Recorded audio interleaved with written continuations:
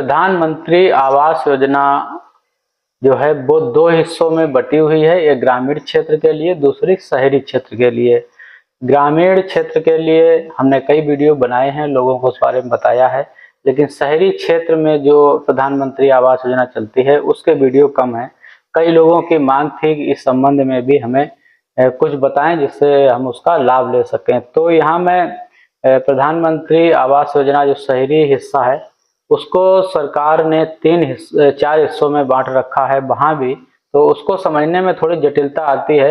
आर्थिक जो आधार है, जो व्यक्ति की इनकम है, उसके आधार पे वहाँ पे बांट रखा है।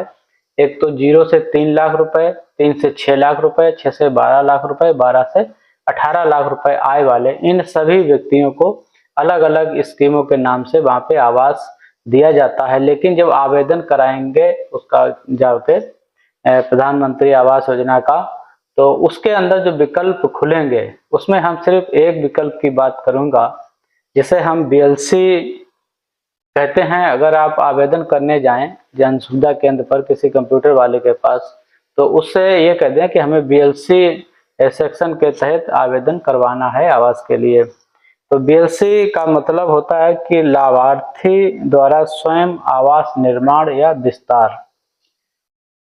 इसमें वैसे व्यक्ति आते हैं जो EWS के अंतर्गत आते हैं, मतलब इकोनॉमिकली वीकर सेक्शन जो है, वीकर सेक्शन है, आर्थिक रूप से जो कमजोर वर्ग है उनके लिए ये हिस्सा होता है।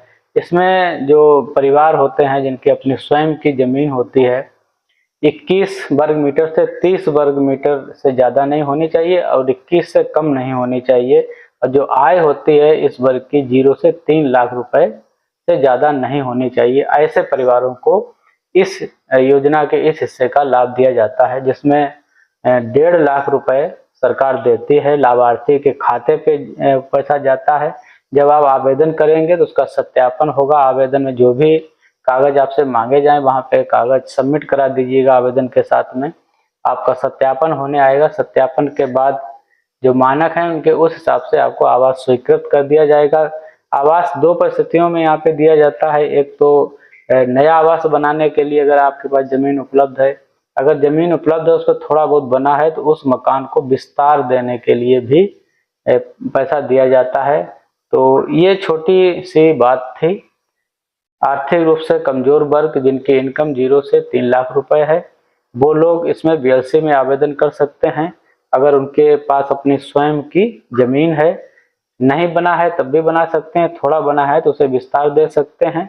कम से कम 21 वर्ग मीटर होने चाहिए। 30 वर्ग मीटर से ज्यादा जमीन पे नहीं आप बना सकते हैं। जो नियम है 1.5 लाख रुपए आपके खाते में सीधे आएगा। बाकी योजनाएं सब्सिडी आधारित हैं, ब्याज में सब्सिडी मिलती है, लोन फाइनेंस होता है।